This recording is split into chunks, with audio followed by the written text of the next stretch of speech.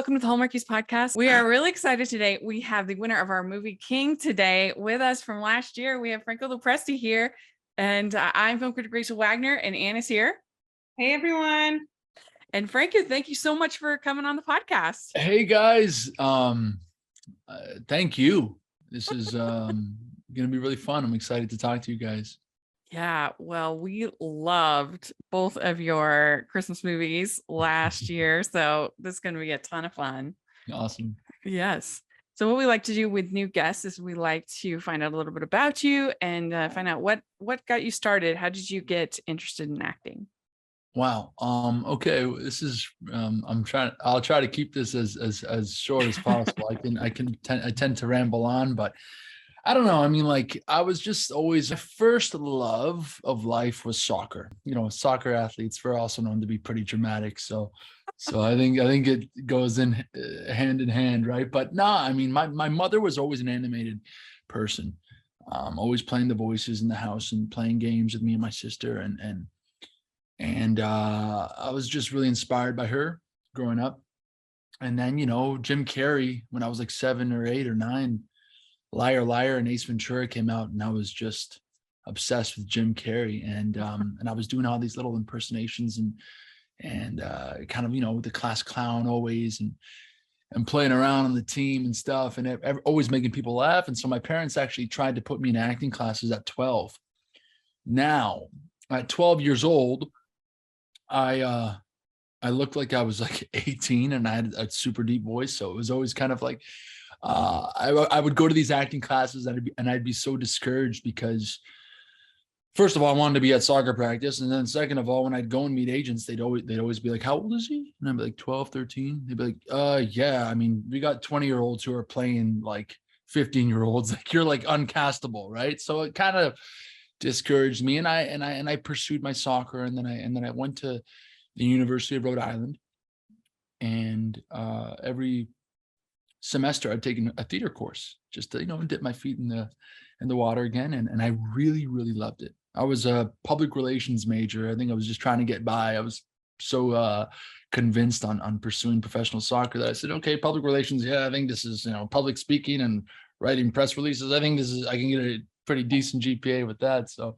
took that. But every time I take a theater course, I would just really be gravitated to the plays and performing. And I couldn't minor in theater because soccer was such a commitment. But my theater professor at that time kind of like put the bug in my ear. And then I pursued my soccer after that. I played in Italy, and then I came home, and I was on trial with Toronto FC in 2016. I was about 25, 26. That didn't work out. And I ended up finding out I have osteoarthritis in my hip. So I'm like, what am I going to do? I'd just given everything to soccer. So I come home, and my mom was like, why don't you try acting again? I said, Mom, I don't want to, don't, it's okay. You know, I started working in a restaurant. She's like, no, you never really committed to it, right?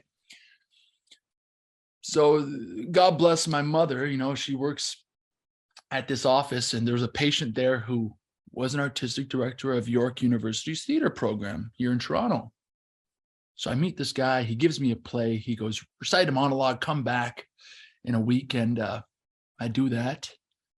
And then he goes, okay, yeah, for someone with no training, there's something there, but you need classes. And so I really, I got into classes, and I didn't want to just be that guy taking one class and be like, okay, I'm an actor, yay. Yeah. No, I'm like, I'm trying to make some serious life choices here and find my vehicle and find my purpose and my way and what am I supposed to do? So I really studied with this guy, David Rotenberg, here in Toronto. And I studied with him intensely for like a year. No agent, no nothing, just taking classes.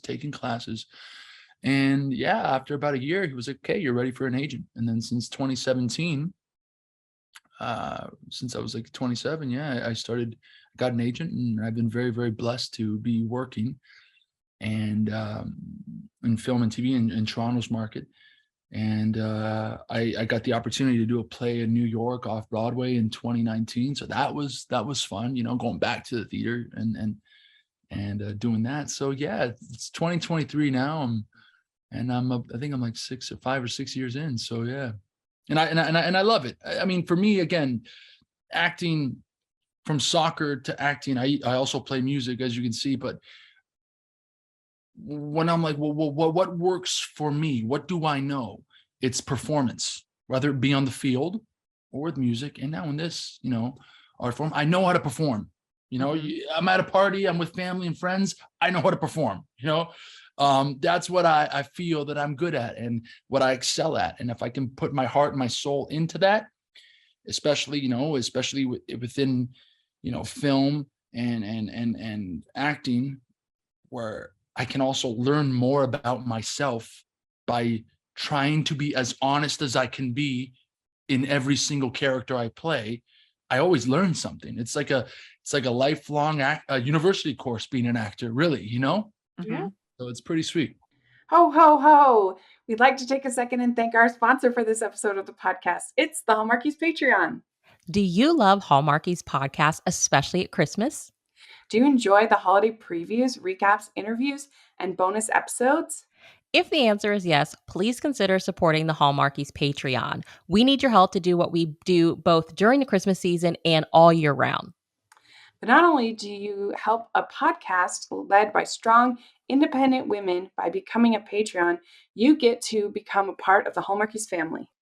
Starting at only $2 a month as a patron, you will have access to our Facebook Patreon group where we talk about the movies, shows, and more all year. We also have many monthly patron watch-alongs with guests like Lacey Chabert, Natalie Hall, Paul Campbell, Mary Lou Henner, and more, giving their behind-the-scenes details of their films. As a patron, you also have the chance to provide input into the podcast and even join us at different tiers. So this Christmas season, spread some cheer to the Hallmarkies Patreon and become a member today. You won't regret it. Go to patreon.com/hallmarkies to learn more. That's patreon.com/Hallmarkies. Yeah. Do you remember the first role that you ever got on camera? Yes, I did. Letterkenny. 3 Ah, episodes on Letterkenny. I think it's season 3. I play this guy named Shep, and it's a model who is extremely insecure about himself. And right off the bat, I got this part, and it's really, really funny. We're basically shirtless the whole time during winter in the nasty north of Canada, right? But right off the bat, I got 3 episodes, and I was able to get my union card here in Canada, which meant, okay, can't do any non-union gigs now. Now, from here on forward, I can only work in union gigs. And I said, well, look, this is what I see for myself. Let's do it. And it was really fun. that's cool. That's good. I gotta watch that. That sounds good. Yeah, I think it's on Hulu in the States. Yeah. I know Tyler's on that. Tyler's on that. Yeah, we know. Yeah. Yeah. Well, and you were on Christmas Catch. That was the first time we saw you, I think. Yes. And you were with Andrew Bichelle, who was our friend in that love movie. Andrew. Yeah, he's the best. Yeah. That looks like a pretty fun one. That was fun. That was my first lead in a film. Actually, my co-star in that film, Emily Alatallo, I had met her in 2018. She is now my fiance. We reconnected in 2020, so she's now my fiance. And it was so fun working on that film with both Emily and Andrew. Again, I worked on that film, and it was so green. Going to set, like, I was only on set for like 6 days. I'm like, okay, I'm got to be super professional. And I remember meeting Emily at that time. I'd met her a couple weeks ago prior in a makeup test. And it's like, God, like, I don't want to follow the cliche of falling for your co-star whatsoever. Right. And I had been out of a relationship for a little while, and I go and meet this girl on the makeup test, and I'm like, oh my gosh, it felt like someone went like this. Like, I was like, what? Who are you? She just started talking. We weren't even like, she wasn't even talking to me. She just opened her mouth, and I was like, this is a really cool woman and cool person. And the whole time of filming Christmas Catch, I remember, this is so funny, I was like, I'm trying to figure out what being an actor is like. So I'm like, okay, I'm the lead in this film. You know what? Don't talk to Emily first and foremost. Like, uh, the only time I'm going to engage with Emily is during scenes, right? Because you got to keep it, fresh and vibrant, which actually doesn't work. You need to get to know your co-star on and off. You know what I mean? So the whole time she's like, I thought you didn't like me. Like now when we talk, she's like, no, I was just trying to avoid you. I didn't want to like you.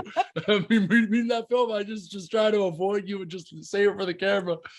But anyways, really sweet. A few years later, we end up reconnecting by happenstance. That's so cute. And now we're together. Yeah. I love that. Doing a Christmas movie together, right? Or you filmed, right? Yeah. We did Christmas Catch, and we actually just a new one. A new one coming out this Christmas for Up TV. It's called Christmas Time Capsule. Really funny because Brain Power Productions, we worked on Christmas Catch. They produced the film, and when they had found out that we got engaged, it's like, we got this sweet little gift, little engagement gift, and we got to work on this film together in January, and it's pretty exciting. So look out for that. Yeah, we saw a tweet about it and we were like, oh, this is so exciting. So that's even more exciting now that we know it's with your fiance, and you guys obviously have chemistry from working together and being together. So that's always that's the biggest fear now. We're like sitting on the couch and we're like, we better have some chemistry doing this film. Holy crap. Otherwise, but honestly, it was so much fun working with her this time around. And we're excited. We're excited for it to come out. That's really cool. Yeah. I have to ask, one of our friends, she reads a whole bunch of romance novels, and she sent a picture to our chat, and she was like, do you guys think this is Franco on the cover of this book? So is it you? You know what? Here's a funny story for you guys. Yes. So we're like, either that or your doppelganger. Yeah. No, it's me. It's me. So it's me. So here's a funny story for you guys. Okay. So I have dabbled in some modeling. When I was in school in Rhode Island, I got scouted in New York, and through a friend of mine. And at that time, I was like, I want to play soccer, but modeling, I was getting a couple photo shoots. And I was like, okay, it's fun, but my mind was so focused on soccer. And when I had come back to Toronto, my friend was a model, and he was like, hey man, you could work here. You can make a couple bucks. I was like, whatever. Okay. I'm like 20 years old, and first job I get in Toronto. Toronto's a very commercial market in terms of the modeling industry, but my agent goes, "You're gonna be doing a Harlequin romance novel." I'm like, I'm like, what? Like the Fabio, like the long hair Fabio romance novel? She's like, yeah, they shoot all the book covers here in Toronto. Ooh. So I'm like, oh, okay, right. And so my first shoot was this as a model working at 20 years old, was doing one of these Harlequin romance novels. And every time I'm in Toronto, throughout the past like 12 years, every once in a while I'll do a little book cover, which is fun. And that's me. So I think I'm on more than a few. Yeah. Oh, good. The one we saw was Billionaire Makeover. If you guys want to look it up and see how it looks. The one that Bree saw and that she sent to us. So thanks, Anne. You're my hype woman. Love it. Because you enjoy escaping into Hallmark movies, we're pretty sure you're going to enjoy another podcast called Criminality, about celebrities. Specifically, reality personalities behaving badly in business, crime, and just generally. Criminality is a show about the intersection of true crime and reality TV, hosted by good friends and lovers of bad TV, Melissa and Rebecca. Every other Friday, they bring a new story about a reality TV star and their brush with crime, legal troubles, and trashy scandals. On Criminality, you'll go way beyond the headlines with episodes about some of the OG reality stars like Anna Nicole Smith, Kim Kardashian, and Tarek Al Moussa. And if Bravo is your reality TV flavor, you're in luck, because they keep up with the endless tea pouring out from nearly all the Housewives franchises. The fun never stops as Melissa and Rebecca remind us all that loving reality TV is not a crime. Catch new episodes of Criminality every other Friday wherever you listen to podcasts. And visit criminalityshow.com for more information. That's criminalityshow.com. Well, let's dive into Well Suited for Christmas. Yeah. We loved it. It was my number one of Christmas total of 2022. Thank you. All of us really loved it on the podcast. And I thought it had a really tight script, very, very, very good rom-com script. And I was just wondering if when you read it, did the script stand out to you as something different and unique? Absolutely. When I read Well Suited for Christmas, it came to me at like the perfect time in my life. I had just came back from visiting my mentor in California. He played my father on a show called Bad Blood, Louis Ferreira, and he's my mentor and great man. And I was, kind of in a place where I was like, I don't know, like I never know what's happening next. And he's like, just be patient, and just keep your head down. You work hard and you be yourself, and just stay positive as much as you can, Franco. Don't worry about the stuff that you can't control. Worry about the stuff that you can control. And this script came on my lap, and I read Brett Stone. He's a mentor. I'm like, full shit. I'm like, oh, excuse my language. I'm like, oh wow, well, Louis, I can relate to that. He, runs this charity, which is for a good cause. And I'm like, well, yeah, I want to be part of things that, represent good stuff. Right.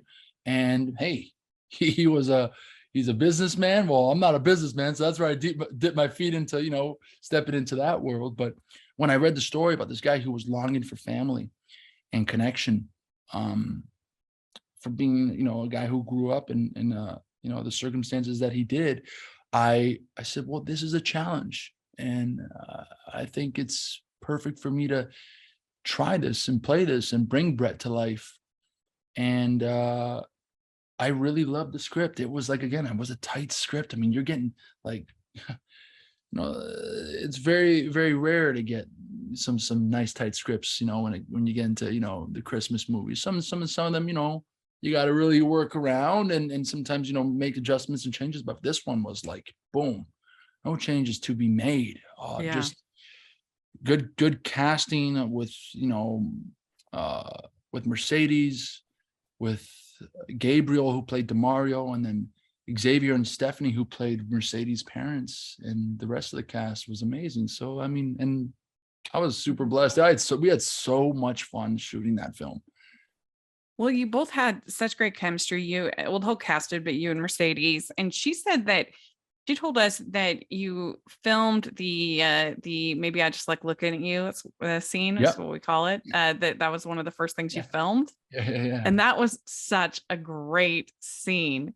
What was that like, doing a scene like that just with somebody you just met? Yeah. It's not, it ain't my first rodeo doing the kissing scene on the first day of set. Okay. So there we go. I know that, but yeah, I mean, Rachel, again, it's having a trusting scene partner, someone that you're super cool and comfortable and you can trust that, we're here to do the work and tell this story. And it's not about me. It's not about you. It's not like no ego involved. It's about telling the story of Brett and I forget Mercedes. I think it's Rachel. Yeah, Rachel. Brett and Rachel. And we come to work and I know she's done her work, I've done my work. We come in, okay, where were we before this scene? So I got to build up because we haven't shot any of the prior scenes. I got to build up with my own imagination. So does she, of where are we at in this story? And it was freezing cold. It was like -20. We're outside.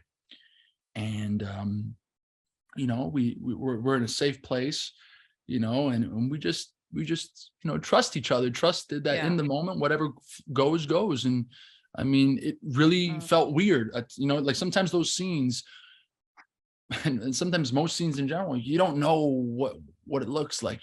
Well, sometimes the scenes that you feel like, oh yeah, that felt good. And then it wasn't. And the ones that you're like, oh, I don't know.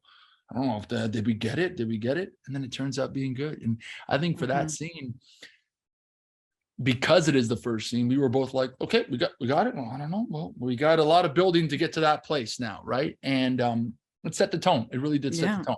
Yeah. Well, and you learned so much about both of those characters through that scene. You learned how confident she is, and you know, when she's like, maybe I'm not tired, too tired.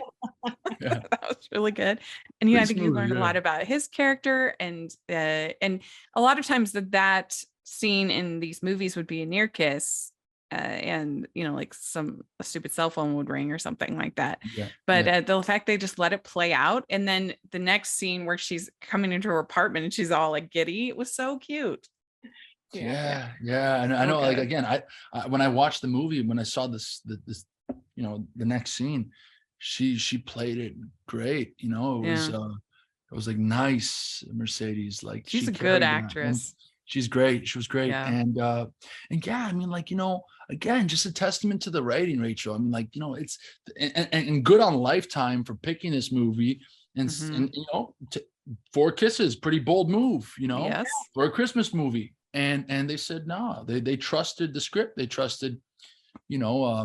producing this film and making it. And I mean, look, you loved it, and a lot of other people Yeah. did too. And it was I really got to fun. watch Really it fun. early, and I like messaged Anne immediately, like, this is so good. Yeah. She's like, you have to watch it. And so Thank you. I watched Thank it. you.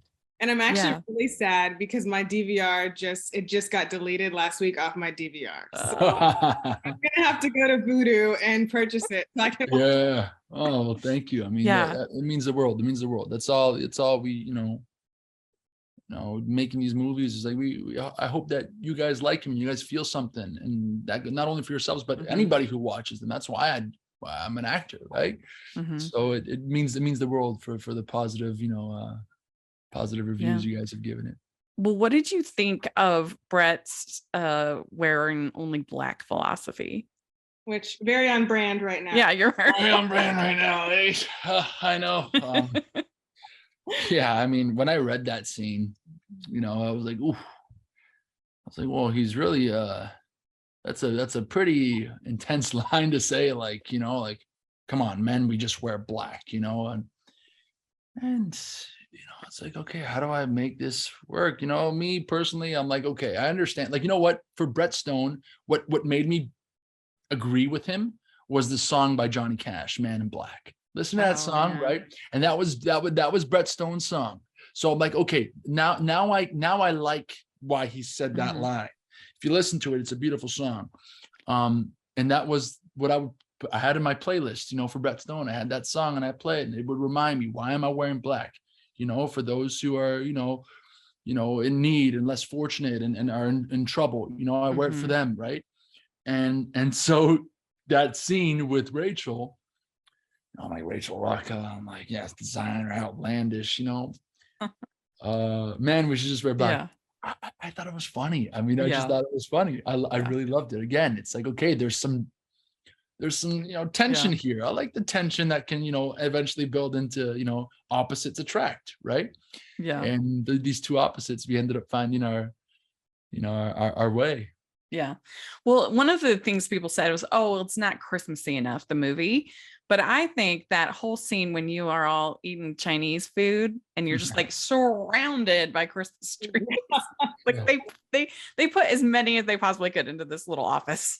Guys, it wasn't even a little office. Okay, the whole set was Yeah. was like a massive workspace studio. There were Christmas trees everywhere.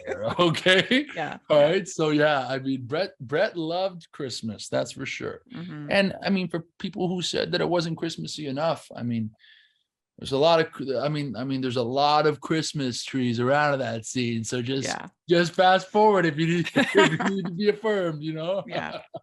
Yes. And I love the ending with the dance, and you tell her that she's the only girl you want to go on a date with in this room. I love that. Yeah. And I'm still trying to extricate myself from a well-spun public image. Again, amazing writing. Like Yeah. couldn't wait to shoot that scene, and she's like, come on, extricate. And then I go Yeah. on and I do that thing that she had done to me the whole film. Yeah. And yeah, I thought it was so sweet. And when you're working with writing like that, it makes it easy. It makes it Mhm. easy, right? To Yeah. say those words, and it was, again, shooting the scene was fun, again, trusting and super prepared. And that's all you can ask for. Yeah. And then just let the camera capture an honest moment. That's it. Mhm.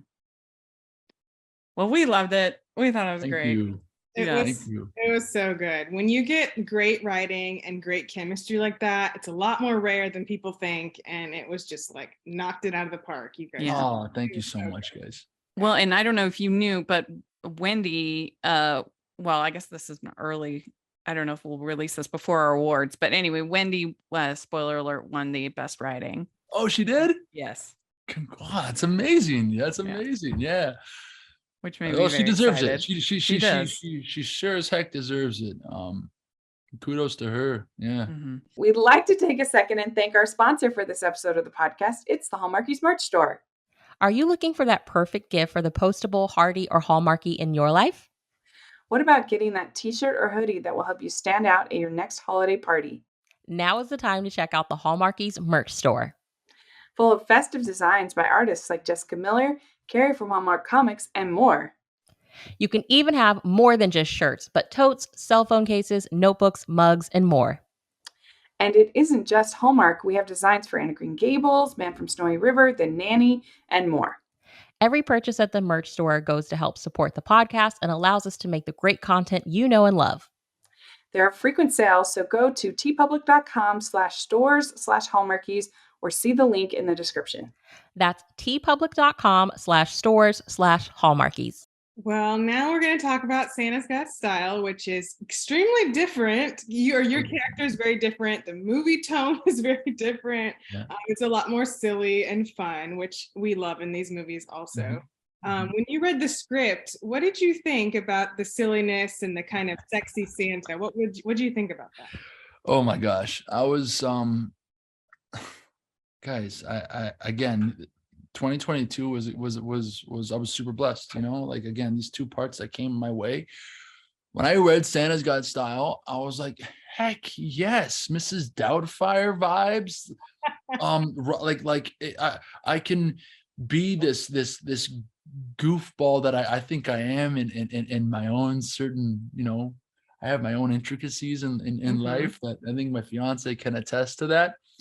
And yeah, it was so much fun. Again, a different challenge. Let's go into me playing Brett Stode, who's very, reserved, doesn't really has problems emoting, to playing a character who's so on the opposite side of the spectrum. Yeah, it's an actor's like, okay, give it to me. Let me step in those shoes and a bit over the top comedy, playing two different characters. Yeah. It was super funny because, like, when I first got the part, I was like planning on doing a Scottish accent, like really going for like, for Rafe. I'm Ruth Holyfield. I'm Stalin Santa. Pleasure to meet you.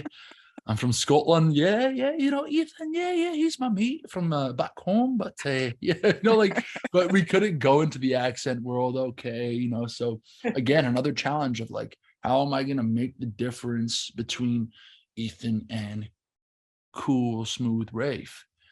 Yeah. So it was fun to play that super nervous. Okay, I'm stuck in high school. It's like that 14-year-old kid who's like super infatuated with the girl and like it's like the freshman in love with the senior and can't get out of this awkward kind of bubble. It's like super bad vibes. Michael Cera, Jonah Hill, all that. I find inspiration. I'm like, okay, let's try and weave this into this funny little Christmas film. And guys, it was so much fun. It was so much fun. Catherine, we interviewed her a little while ago, and she said that you were going to have prosthetics, but then they changed it to like the wig and the beard. Yeah, but that was a relief for you to have not quite as much, I guess. Well, I wanted the prosthetics to be real. I'm all in. So when I did get that news about they weren't going to do prosthetics, I was kind of bummed out. But you got to understand, I mean, like, we're shooting this movie in like 14 days, it's quick turnaround. So you got to like understand the production and what they're trying, how they're trying to make it work. You know, even my eyebrows, I'm like, well, I would look at myself. It's funny because when I would look at myself as Rafe, I'm like, how can she not tell it's Ethan? I mean, at least like, I mean, like, so it was a bit of a, you know, a conundrum in my head thinking, I'm like, but how does she not know it's me? You know? Well, we kind of said that we felt like it was so ridiculous that it almost helped you to just kind of like, okay, I got to buy in. Yeah. Yeah. And that's the one thing that the actor needs to know as an actor is like, you got to fully commit to the world you're in. If you don't got 2 feet in that world, you're going to be the oddball out, you know? Yeah. And from knowing that, it's like, okay, this is what it is. And I'm fully 150% committing to the fact that she has no idea it is Ethan. Okay. Were you worried at all that, oh, like everyone's going to think this is just too silly? I mean, yeah, of course. Yeah, of course I had those worries, but at the same time, you know, you gotta be bold and take risks, and sometimes playing it safe can shoot you in the foot. And sometimes, you know, taking the risk and learning from those experiences of like, okay, I'm gonna go there. I'm gonna, you know, it's pretty ridiculous, but I'm gonna go there and try. And at the end of the day, my job is to provide options on different takes. Okay. And then at the end of the day, when I'm done my job, the film is out of my hands. It's in the editing room, right? My job as an actor is every single take, give an option, try something different, do stuff, hopefully give enough variety so that in the editing room, when they make their choices, they make their choices, right? You know, in a perfect world, every actor would love to be in the editing room and go, oh, I want to choose this and this, you know, but it ain't like that, right? Right. So I was bold and brave in playing both Ethan and Rafe and trying comedy and trying silly things that, you know, sometimes like, I don't know if it's going to work, but I'm going to try it. And if it works, it works. If it doesn't, I can bring it down. And that's that. I was really blessed with Amy, who was our director for the majority of the film.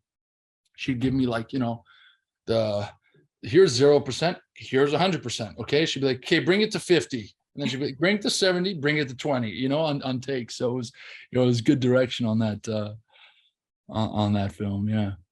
Yeah, and we love and adore Catherine so much. So what was it like working with her? Yeah. Yeah, she's so sweet. I mean, so kind, so giving, so prepared. Again, preparation is so key. When your co-stars are prepared, it's like the best. Yeah, she did a great job. You know, it was funny because, you know, at times as Ethan, she would just read off me, and sometimes like, you know, feel like yeah, and the director would be like, you know, just be cold to don't fall, you know.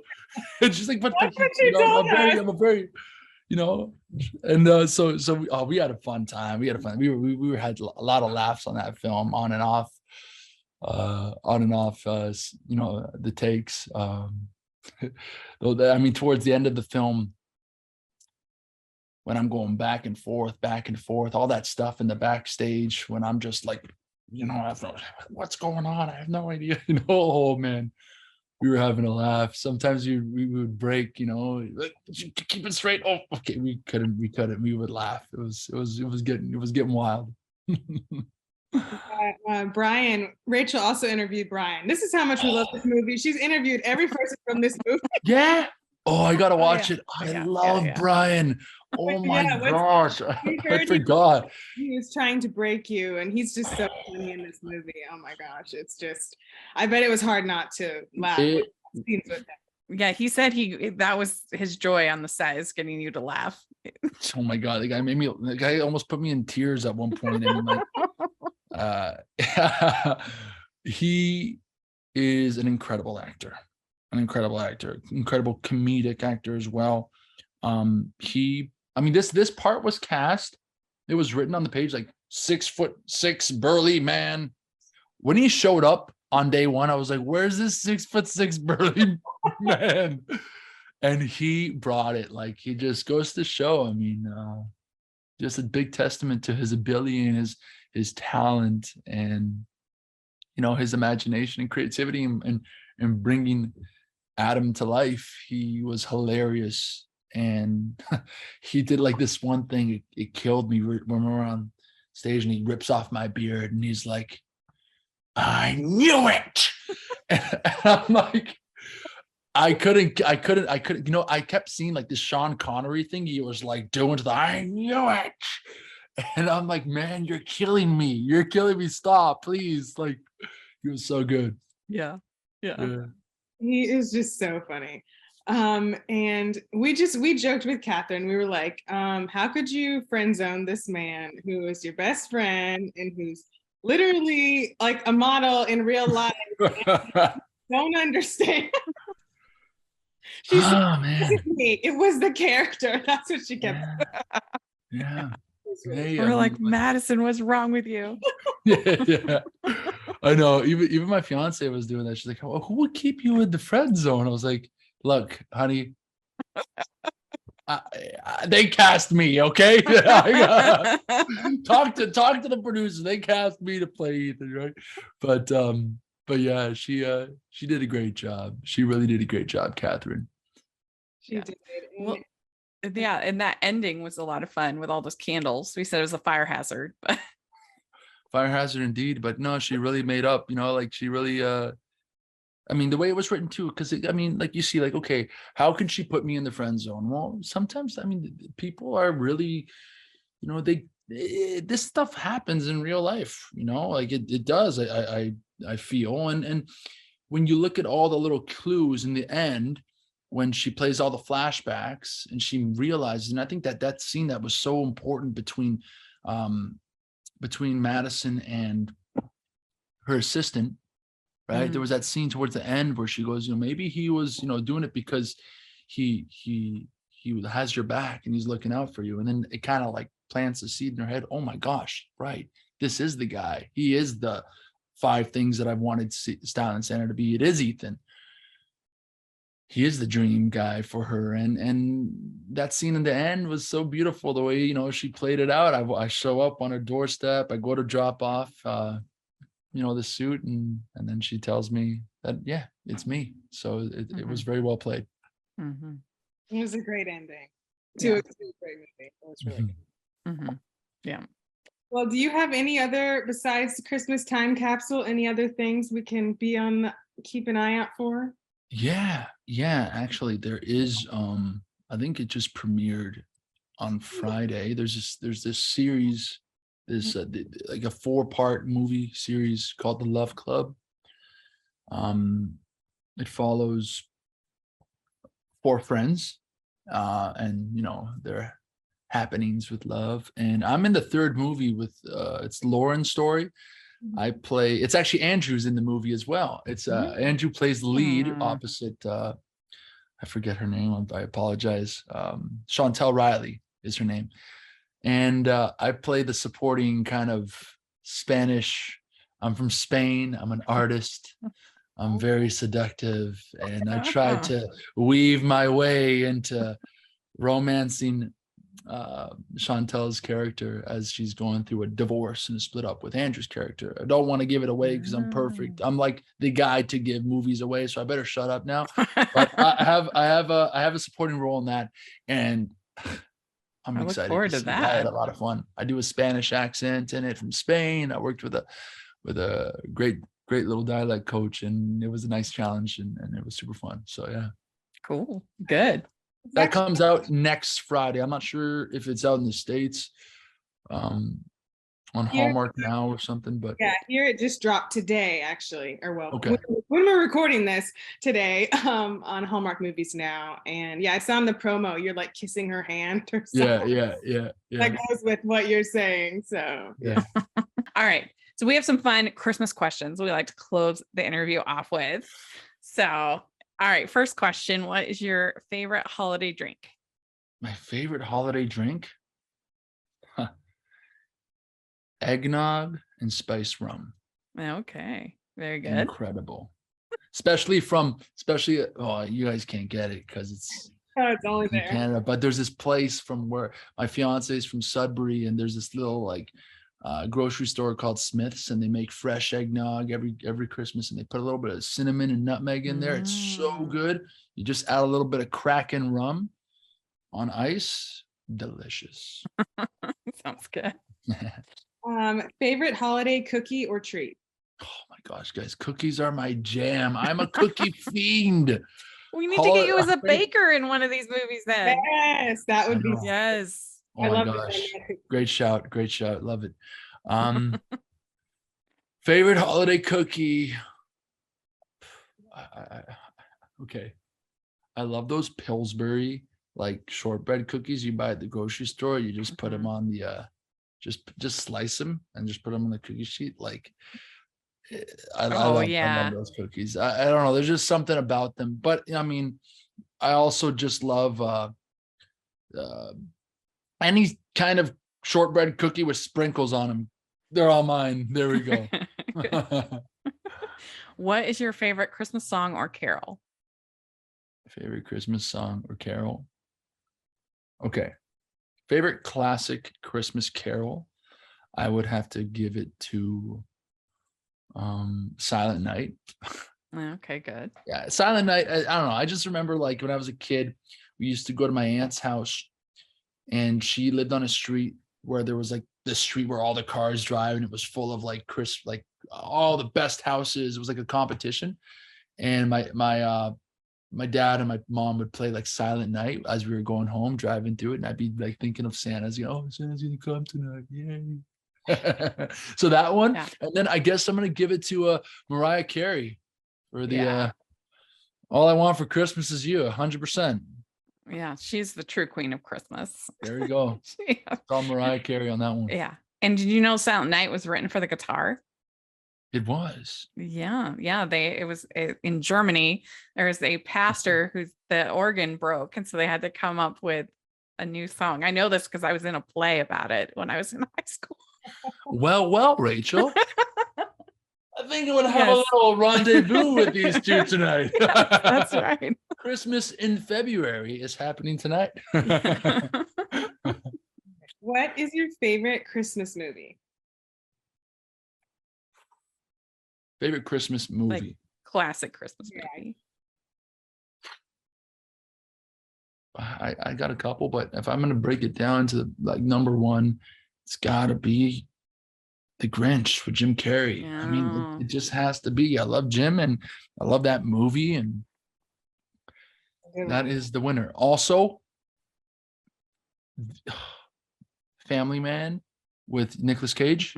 Is that the title of it? The Family Man? That one too. Yeah. Well, you probably answered this then, but which is your favorite, Scrooge or The Grinch? The Grinch. I can actually do a pretty good Grinch face. Are you guys ready for this? Yes. Is it okay? Are you ready? Don't ask me how long I've tried to do this, but here we go. Okay.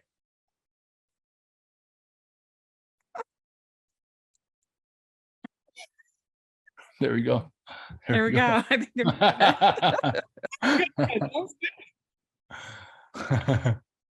Okay, which do you prefer, clear lights or colored? On the Christmas color. It's gotta be color. I mean, clear lights are chic. They're nice, It depends with the decor in the house. But color's always fun. It's always fun. I remember as a kid, color on the Christmas tree was the best. Would you rather be in a snowball fight or build a snowman? Snowball fight. Snowball fight. Good. Oh, these are good questions, because now I impulsively say it, snowball fight, but I'm like, wait, snowman would be really fun too. The one thing about building a snowman is you need a lot of snow. It has You need to a be lot of pretty snow, thick. right? Yeah, and you got to be like decked out in pretty serious gear to sustain the cold weather. Whereas you could be out for a little snow walk, winter walk. You pick up a snowball, and you can have a little like cute little snowball fight, and make sure nobody gets hurt, and you're all good. So yeah, snowball fight. That's the winner. Do you consider yourself a good gift wrapper or not? I'm not. I'm not a good gift wrapper. Yeah. All right, last question. Do you have an ugly Christmas sweater? No, I unfortunately do not. You I need to don't. get I don't one. You're have. up there in I have to. You know Toronto. what? I we usually do. Well, yeah, no, I don't have an ugly Christmas sweater. You're right. Oh no. In okay, in Christmas time capsule, I am wearing an ugly Christmas sweater. This is the only spoiler I'll give. And Uh-huh. that is the one that I would wear 100%. That's the one I Uh. want. I gotta call production and be like, can I get that Christmas sweater? Yeah. Well, it's too bad you didn't get any of the Style and Santa suits, though. Oh, I know. It was Uh, pretty sweet gear. yeah. The suits were really, really nice. Wardrobe did an incredible job on that film. But Yeah. yeah. Well, very good. You answered all the questions. Hey, it was my pleasure. It was my pleasure, guys. I'm so grateful for the both of you and having this chat and talking about stuff, and for I mean, your consideration about me being movie king for 2022 is just, I'm just so humbled by that. It really means the world. So thank you. Well, there was no questions. We were just hopeful that our listeners agreed with us and voted. So because you're definitely and a nice favorite. Oh, well, thank you guys. Thank you so much, and to the listeners, thank you. Very good. We'd like to thank Franco for coming on the podcast. This was really fun to get to talk with him and to let us know what you think about all the different things we talked about. And Anne, where can people find you? You can find me on Twitter and Instagram at awscott21. Great. And you can find me at Rachel's Reviews, all of our social media, iTunes, YouTube, and on Rotten Tomatoes. So check that out. And also make sure you're following us at Hallmarkies Pod, Hallmarkies Podcast, all of our social media. And if you are listening on iTunes, please leave your ratings and reviews. That really helps us a lot. And if you are watching on YouTube, please give the video a thumbs up and subscribe to the channel. We appreciate that so much. We also have our patron group, which we have a really fun patron watch along coming up next month in March. We are going to have Catherine Davis on. And I think we'll be doing Christmas on Fifth Avenue. We will let you know more about that. But now is the time to sign up for the Patreon. You won't regret it. And then we also have our merch store, which is a lot of fun. Check that out. And thanks again to Franco. This was a really good time. And we'll talk to y'all later. Bye, everyone.